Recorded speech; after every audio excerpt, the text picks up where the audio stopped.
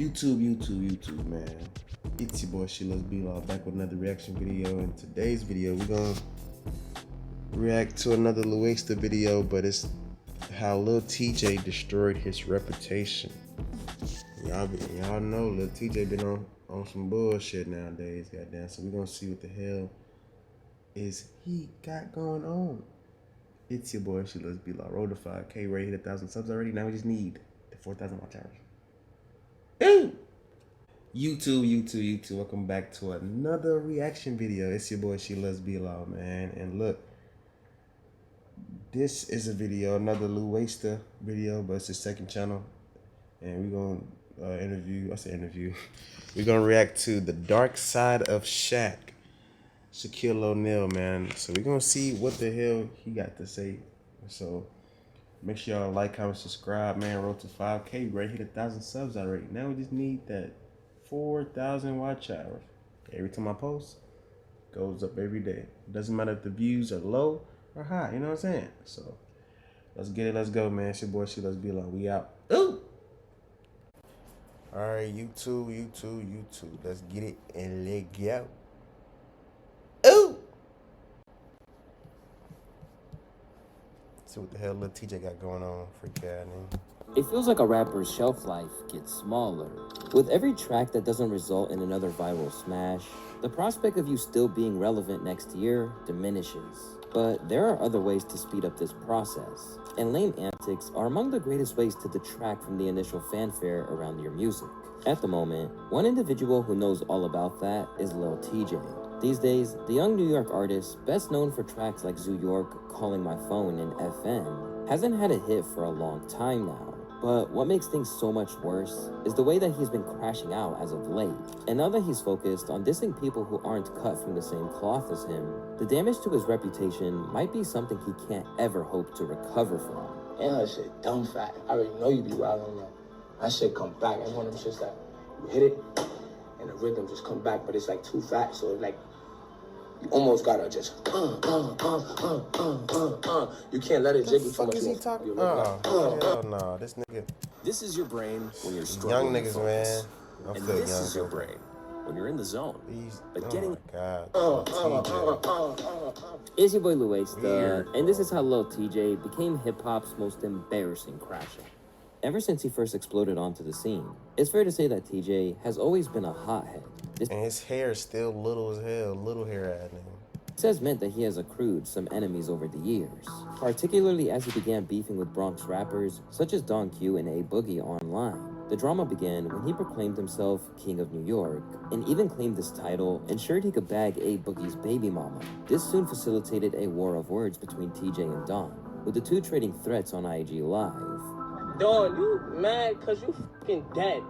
You fucking dead. You giving speeches for like 3 bands right now. You're broke. Tell Boogie put some bread in your pocket, nigga. He even claimed that he did snatch one of their chains, only for A Boogie to set the record straight and let it be known that he'd lost all respect for him in the process. But later down the line, he apologized and tried to move on. And today's a new day, man. I'm chilling, man. I ain't trying to argue with nobody today. I ain't gonna lie. Real though, I swear. I'm going back to the old Lil Tjay. Not arguing, bro. This is why I never like posting a lot, bro, because I can't control myself. Start getting out of hand and shit. Like, my fault for getting out of composure, y'all, man. May 8th, state of emergency, the mixtape dropping. But unfortunately, the damage was done, tripping, and they've bro. been at odds ever since. The reason I bring this up is not only because it sheds light on his capacity to crash out at a moment's notice, but because in actual fact, this situation with the High Bridge artists actually plays a role in why he is now veering from dissing his fellow rappers to much less socially condoned antics of beefing with internet personalities who have spent damn near their entire lives in their rooms. And as you'll see, these actions have left his entire image tarnished in a way that might not be salvageable. But to understand how he's messed up and squandered golden opportunities, it's important to remember that at one stage, the South Bronx artist had the kind of backstory that had all of hip-hop willing to root for him. It was June of 2022 when his world was turned upside down. At the peak of his powers, after the release of his album Destined to Win, TJ would suddenly be making headlines for all the wrong reasons when he was shot 7 times in New Jersey.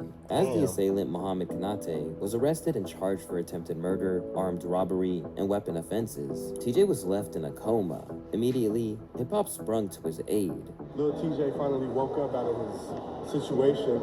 He's starting to do better. He's moving, he's talking. You think he could rebound his career? You think he's going to be bigger than ever? I hope he is. I'm praying he is. After undergoing surgery, TJ was still unconscious and unresponsive. And when he finally awoke, he was soaking in the messages of support as he exited the hospital to recuperate and regain his life.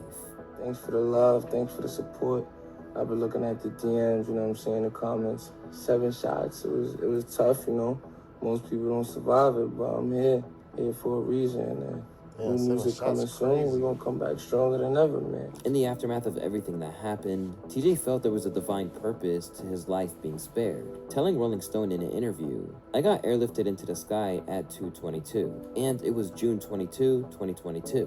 When I searched those numbers, it was like God's giving you the opportunity to change. I questioned God before that, but I don't anymore. I know God's real, 1,000,000,000%. I'm not on no tough guy shit. I'm not on some angel shit. I feel like a miracle kid. I feel like my purpose is bigger than I know. I'm just trying to figure what life got in store for me. I know that I'm destined to win."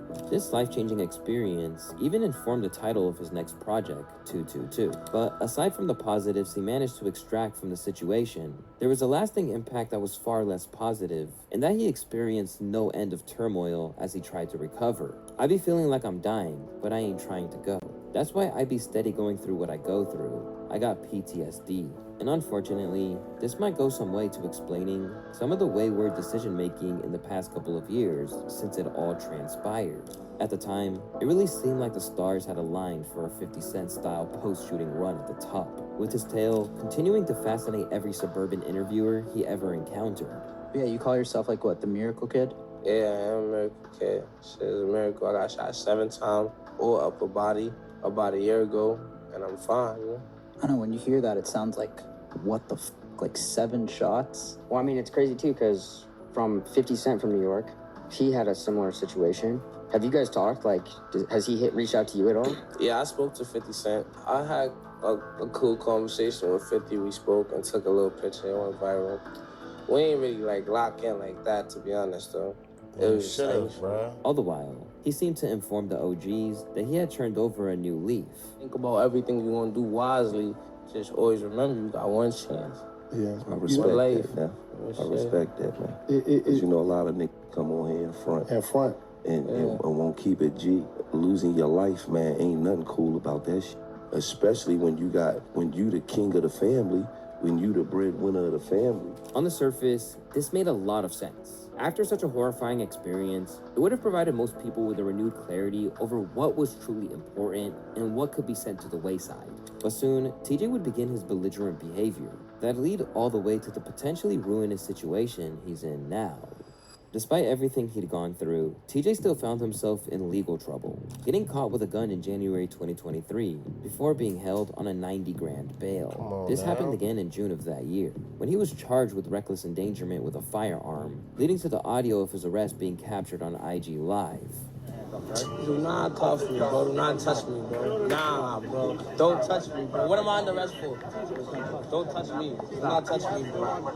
All right, yeah. Cool. Don't touch me. You fake it. How you gonna tell me you gonna cuff me and stop? You know you can't cuff me. Don't touch me. Turn around. No. Listen, when there's something like that in the car, everyone gets supposed to hang What's in the car? I don't know what's in the car. Don't touch me. firearms back. There's no firearm in the car. He already knows the firearm in that car. And now he dropped his phone. He on live.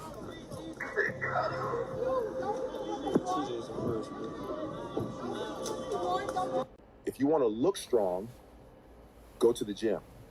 But if you want to be strong, do TJ, don't fight, T.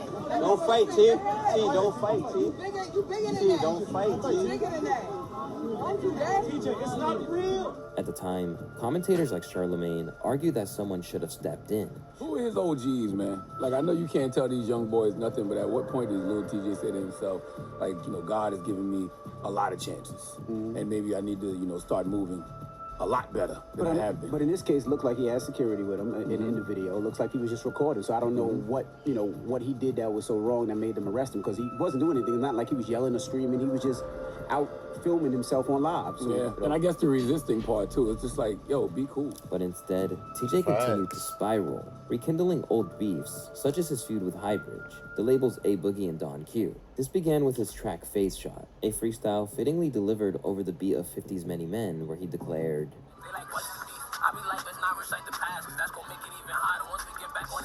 and he didn't stop there, taking aim at an individual referred to as Mr. Manny, who was possibly with A Boogie and is rumored to be behind the shooting.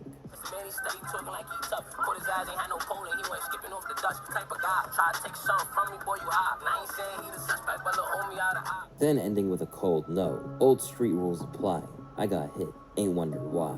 In response, Don Q released IDK, where he accused TJ of both biting their style and snitching on Wax. Got shot, now you saying names all over your rap. See, boy, I could imagine what you told her to test. Just another A Boogie stand, I was obsessed with her. You never liked the fact that people called you a replica. Even throwing in sly disses at people comparing him to 50. Now you think you 50 for clout. He took 9, you took 7. 2 more, help him figure it out. All this engagement in beefs that crossed over from hip-hop to the hood seemed to contradict his claims to the likes of Gilly and Wallow, that he'd put all that behind him and was savoring life.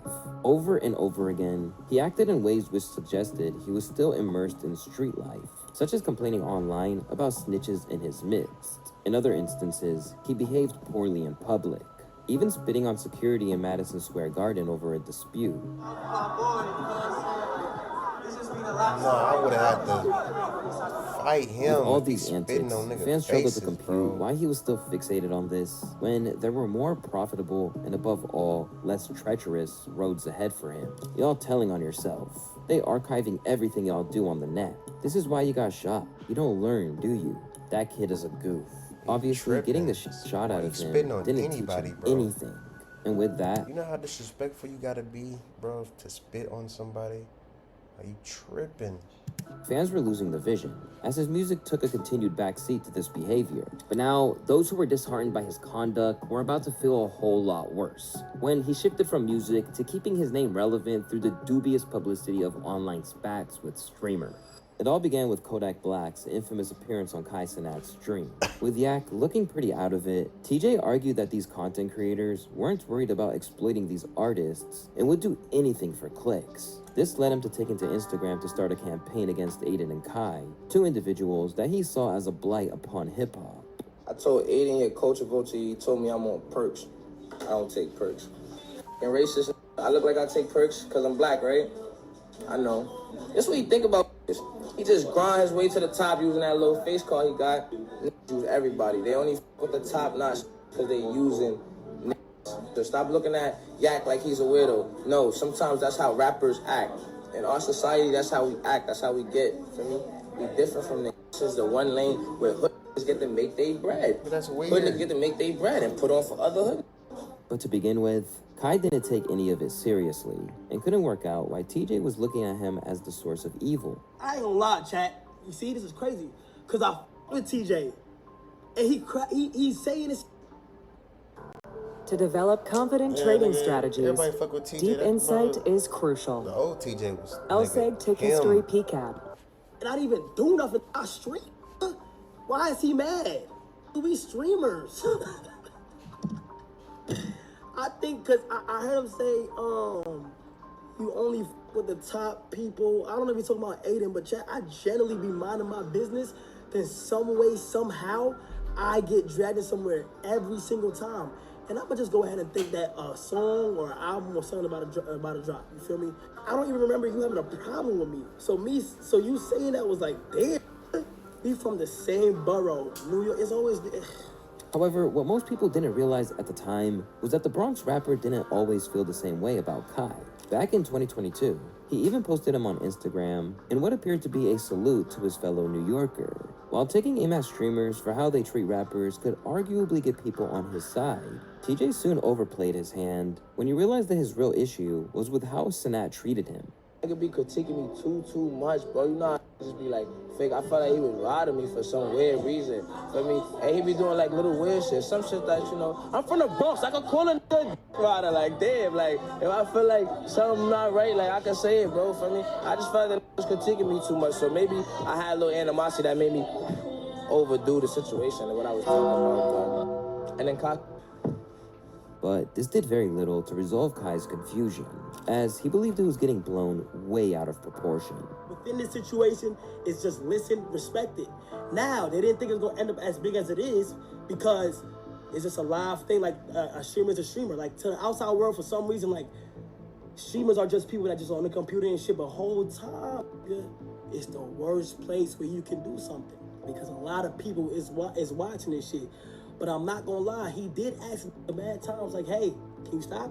And he went 3 times. So chat, honestly, that was kind of crazy. It's just a respect thing. I don't even know why TJ hated me. I don't even know, chat. And in the aftermath of it all, Highbridge's own A Boogie with the hoodie, who is not only Sanat's favorite rapper, but a previously mentioned enemy of TJ's, reached out to let him know that he was with Kai on this one. Hold on, A Boogie calling me. A Boogie? Go with A Boogie. Hell yeah. Yeah, I'm on stream. I'm on stream, by the way, gang. You on stream right now? Yeah. Whatever you want to do.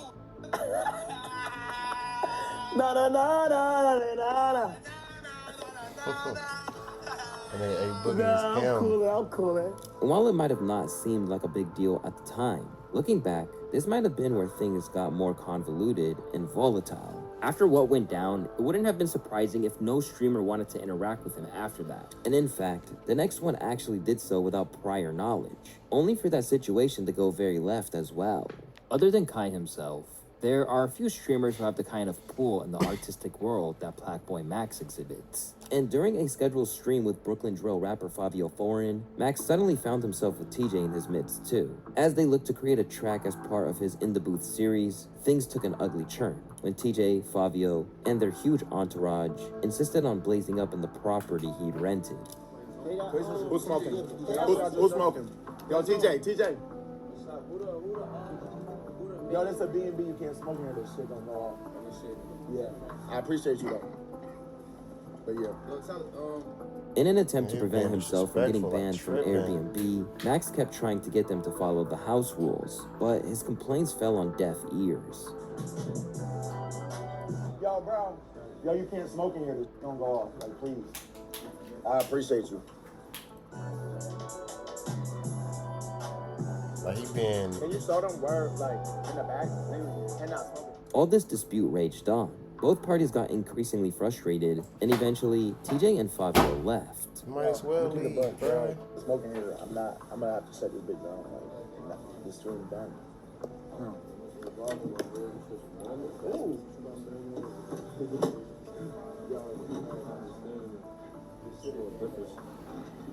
Yeah, Blackboy Max don't care who niggas is. Y'all gotta go. How about this? Where you going?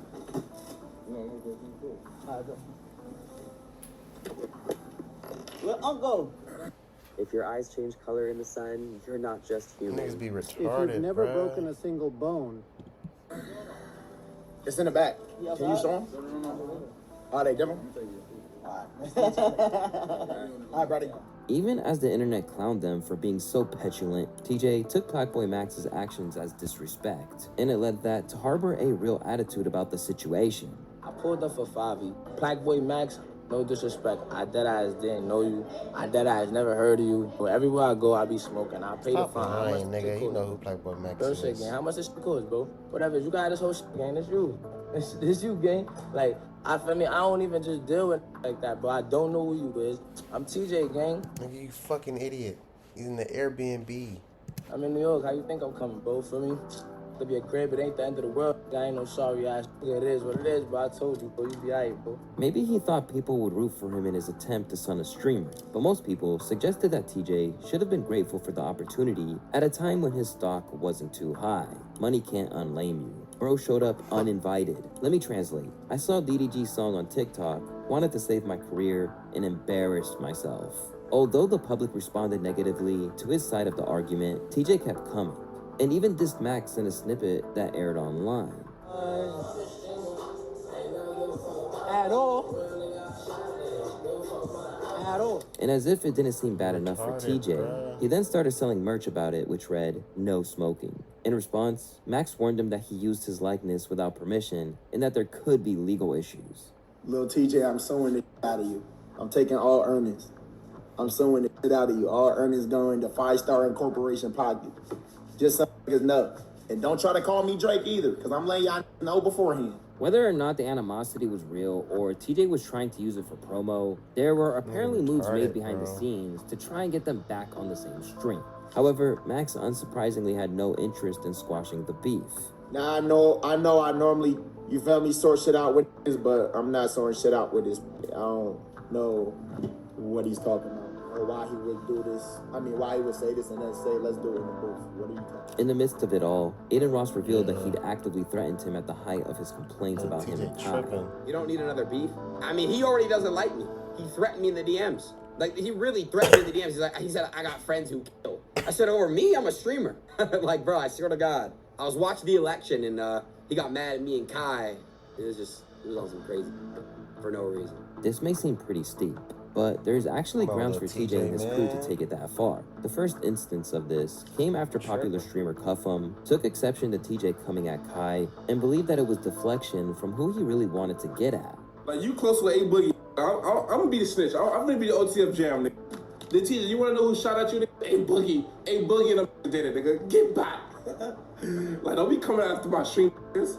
Don't come to the streamer side. Let me tell you what happened to TJ, because I got inside information. You know, I'm from Fisher Island in the Bronx, you feel me? So told me what his pop was, y'all. Just told me like Boogie didn't like how you was trying to fuck with his baby mom's Bella. So one of them hoppers dead flocked at you. They dead smoked you feel me? They dropped a 50 mag on you. In the aftermath, things got so heated that there were threats exchanged by an affiliate of TJ's on his behalf to the internet personality. You know what you posted. You don't act too crazy. So why they not going after their ops? Why they going after a real demon? Yeah, you want to be a demon, right? You want to be a demon? I'm fucking around, twin. I'm fucking. So how much they saying that's on my head? Real shit. Because I got to know. Yeah, you stay out of New York, you heard? I'm from New York. I'm from Fisher Island, the Bronx. Oh, you nah, I'm Florida. How you know I'm in Florida? It's over there for niggas ancient face, you heard? I already got enough ops after me. So my pull up to the White House, gang. I'm gonna buy your shit. I'm gonna buy your shit, loose gang. Fuck you talking about? Salt my. Attention video Niggas be weird, man.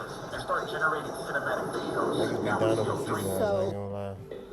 Niggas be down over females. Contrary to most rappers who generally clown the nerdy streamer, TJ's calmest interaction with that world came when he was served papers while hanging out with Neon. Man, chat, you ever stole from the store? Bro, we all have, bro. Bro, they got served. Thanks. That was some movie. What the hell? Chat. This nigga been served. I'm confused. But that didn't mean he didn't make some misguided statements while he was there, which suggested he didn't learn a thing. I only went to jail for 2.5 days, but like, when you went to jail for the first time, did that really like change your outlook on life? The first time, honestly, nah. The first time, I swear to God, I think I wanted to go. I'll be honest with you. But it's like, it's fucked up because that's what the environment told me. Like, it was cool, you know? And along the way, he also let it be known that he still had smoke for Aiden. That's if you with Aiden? Do I for Aiden? No, I don't. That's my brother, bro. I don't fuck with That's like my bro. Like if yeah, you wanna know what the real shit is though? Like I don't got like no beef with Aiden, bro. But you know what it is? Sometimes, you wanna know what I think? You remember how we was talking about clipping? Yeah. I feel like he was clipping me, bro. But as bad as all of this was, it was just a prelude of what was to come when he really began to embarrass himself. Things truly got out of hand when TJ resumed his quest to destroy Kai Cenat, and not so coincidentally, he did so just a day after A Boogie appeared on Mafia-thon 3. No. Don't ban my name in the chat now. Respond and react. I want to see how good your PR is. Anything else you was going to respond to and say, oh my gosh, I'm such a civilian. He's bothering me. No, you was on the ops. You asked for this. It's over. And I'm not coming at you with no gangster shit. Respond, you sicko. You sicko. Is that the reason or not? Go through the phone. Show the fans. The fans want to know, my boy. As the world tried to understand his grievance, a series of leaked texts displayed the depths of his desperation. Bro, you chose your side of a beef that you're not in and did mad weird shit. He continues in the following text. My fans tell you exactly what you did without me having to explain. When's the last time you said something positive on my name since you've been cool? And in the biggest insult of all, Sanat didn't even respond. After originally shrouding the reasons for his issue with Kai in mystery, he is now citing Kai's connection to A Boogie as the problem. You wanna know what's crazy? I'll tell you. The reason why I don't like Kai is because he be on my real object. He knows it. They all know it. Everybody know it. My real fans know it.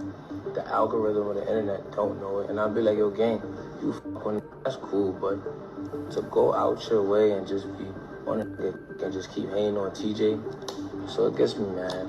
And it's like, the media train, I never had PR like that. I ain't never do that. I just drop my music. I just do what I do. I have little outbursts and go crazy and shit and get a hate train like I'm experiencing. Snow.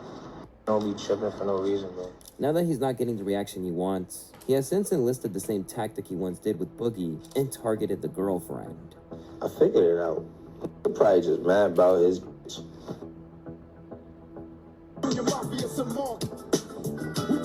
This led him to getting shaded by Kai's decidedly unmoved girl, who took to IG with a subliminal repost that read, "The sooner you realize people are on coke, the less you take things personally." As he carries on down this path, it's safe to say that everyone was confused, because realistically, there is no precedent for a civilian like Kai hanging with A Boogie to matter. Unless, of course, he still feels some type of way about posting Kai on his story, only to get ignored. Whatever's the reason, the crash out just keeps getting worse, as it brings more innocent bystanders into it, such as Ray.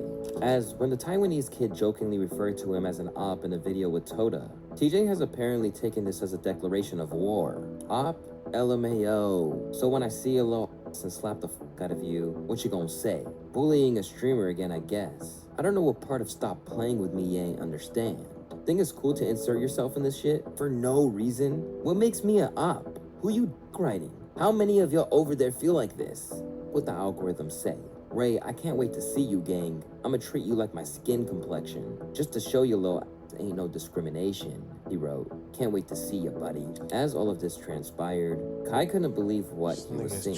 Drawing a line at an innocent bystander like that, getting pulled into it. Lil TJ threatens Ray after Ray told Thought and Lil TJ he was an op. So when I see y'all little niggas and slap the out of y'all, what they gonna say? Do you know what we do to ops? Bro, come on, man. Really? Like what? Like really?